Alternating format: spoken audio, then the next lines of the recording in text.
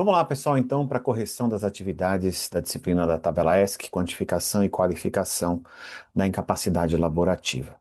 Lembrando que no tópico 1, eu tenho, na verdade, uma revisão para vocês. Quem vai usar a tabela ESC, como ela é uma mescla, ela tem uma parte estruturada, já com perguntas prontas lá, e tem uma outra parte que depende da codificação, ou seja, você tem que conhecer a CIF e o sistema de codificação para poder usar a tabela.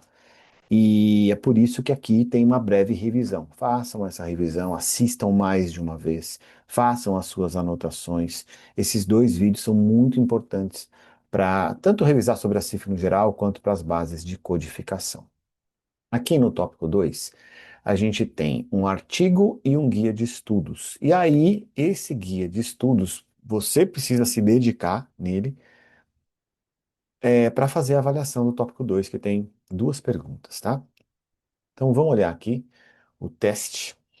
Vamos fazer as duas. Qual é o principal objetivo da tabela ESC? Então, você entendeu que o principal objetivo dela é quantificar e qualificar a incapacidade laborativa quando há nexo de causalidade com o trabalho. Esta é a resposta correta, tá? Lembrem-se que isso daqui, essas perguntas, elas sofrem um embaralhamento, certo? Então, aqui nesse momento que eu entrei é a letra B. A resposta é o que está escrito, tá? Então, no seu lá pode estar na C, na D, porque ela vai mudando.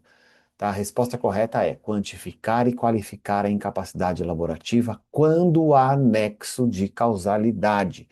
Se a pessoa tem capacidade laborativa, mas não tem nexo com o trabalho, não se aplica a tabela ESC. Ela é aplicável apenas neste contexto, tá? E quais são, para quais profissionais a tabela é mais útil? Óbvio que para os assistentes técnicos e peritos na Justiça do Trabalho. Por quê? Se ela mede incapacidade laborativa com nexo com o trabalho, então aí é que está o uso principal, são essas as pessoas que vão mais utilizar, tá? Ela tem serventia, ela foi criada especificamente para esse público, tá? Então vamos ver aqui se eu acertei as duas, submeter tudo e terminar. Ali estão as duas corretas.